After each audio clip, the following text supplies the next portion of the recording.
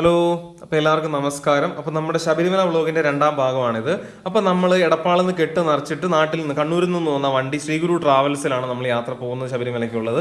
അപ്പോൾ നാട്ടിൽ നിന്നുള്ള കുറച്ച് സ്വാമിമാരും അതുപോലെ കുറച്ച് എനിക്കറിയാവുന്ന കുറച്ച് അമ്മമാരും എല്ലാം ആണ് ഇത്തവണ നമ്മുടെ ഒപ്പം ഉള്ളത്. അപ്പോൾ നമ്മൾ ആദ്യം തന്നെ ഗുരുവായൂർ ക്ഷേത്ര ദർശനം കഴിഞ്ഞിട്ട് പിറ്റേന്ന് വെളുപ്പിന് 2 മണിക്ക് നമ്മൾ ഗുരുവായൂരിന് യാത്ര തിരിച്ച് പ്രധാനപ്പെട്ട ക്ഷേത്രങ്ങളെ കൊടുങ്ങല്ലൂർ, ചോറ്റാനിക്കര, വൈക്കം, ഏറ്റുമാനൂർ, കടുത്തുരുത്തി ഇവിടെ എല്ലാം ദർശനം കഴിഞ്ഞതിന് ശേഷം നമ്മൾ എരുമേലിൽ സന്ദർശിച്ചതിന് ശേഷം പമ്പ, പിന്നെ ശബരിമല, അങ്ങനെയാണ് പോകുന്നത്. ഇപ്പോൾ റൈറ്റ് സൈഡിൽ കാണുന്നതാണ് വാവര് പള്ളി.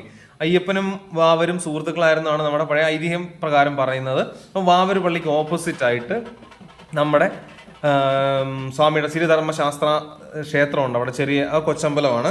അപ്പോൾ അവിടെ നിന്നാണ് പേട്ടതുള്ളൽ ആരംഭിക്കുന്നത്. പേട്ടതുള്ളൽ എന്ന് പറഞ്ഞു കഴിഞ്ഞാൽ സ്വാമി മഹിഷിയെ മർദ്ദിച്ചതിൻ്റെ ആഘോഷം പോലെ അതിൻ്റെ ഒരു ഓർമ്മയ്ക്കായിട്ട് പേട്ട തുള്ളുന്ന ചടങ്ങുകളുണ്ട്. അപ്പോൾ എല്ലാവരും ഇങ്ങനെ തലയിൽ കിരീടമൊക്കെ വെച്ച് വാളും വരിചി അങ്ങനത്തെ സാധനങ്ങളൊക്കെ ആയിട്ട് നല്ല മേളമൊക്കെ ആയിട്ട് അങ്ങനെ അങ്ങ് പോകും വലിയമ്പലത്തിലേക്ക്. എന്നിട്ട് വലിയമ്പലത്തിൽ പോയി കുളിച്ചതിന് ശേഷം വീണ്ടും നമ്മൾ യാത്ര ആരംഭിക്കും.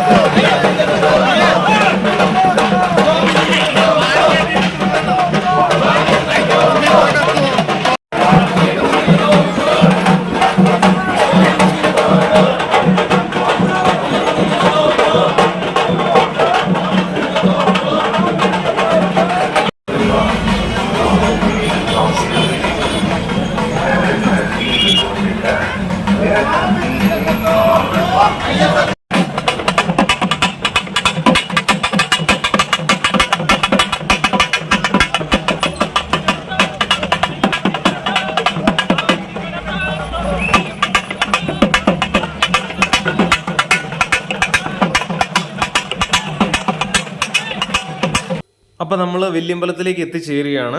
അപ്പോൾ അവിടെ ഒരു കലാശക്കൊട്ട് കഴിഞ്ഞ് കഴിഞ്ഞാൽ നമ്മുടെ പേട്ടതുള്ളൽ അവസാനിക്കും. അതിനുശേഷം സ്വാമിയുടെ ദർശനം കഴിഞ്ഞ് പോകും.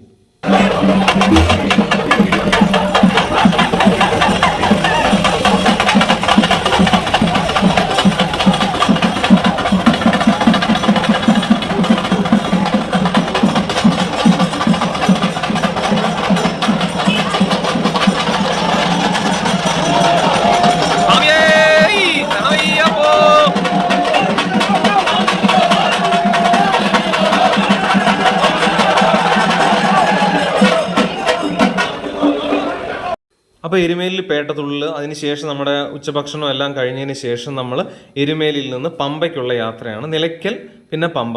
ഇത്തവണ എന്തായാലും നിലയ്ക്കൽ വരെ നമ്മുടെ വണ്ടി സാധാരണ കടത്തി വിടാറുണ്ട്, അല്ല നിലയ്ക്കൽ പാർക്കിംഗ് വരെ വരാറുണ്ട് ഇതേ വഴിക്ക് എരുമേലി പമ്പ നോർമൽ റൂട്ടിൽ. പക്ഷേ ഇത്തവണ അങ്ങനെ വണ്ടി വിടുന്നില്ലായിരുന്നു.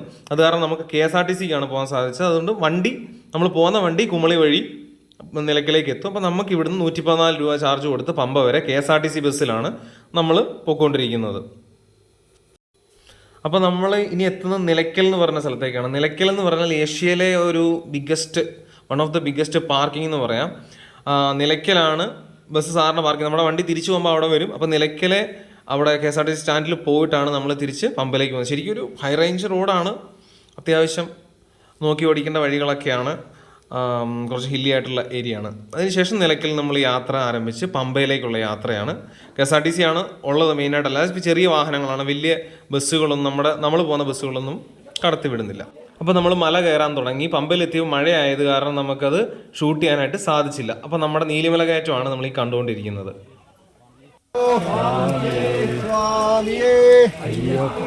കരിമലകേറ്റം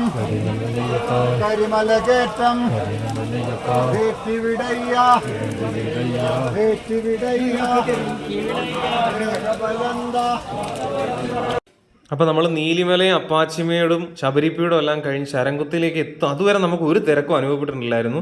അതിനുശേഷം കാണുന്ന ഒരു കാഴ്ചയാണ് ഭയങ്കരമായ ക്യൂ എന്ന് പറഞ്ഞാൽ ഒരു അപാരമായ ക്യൂ.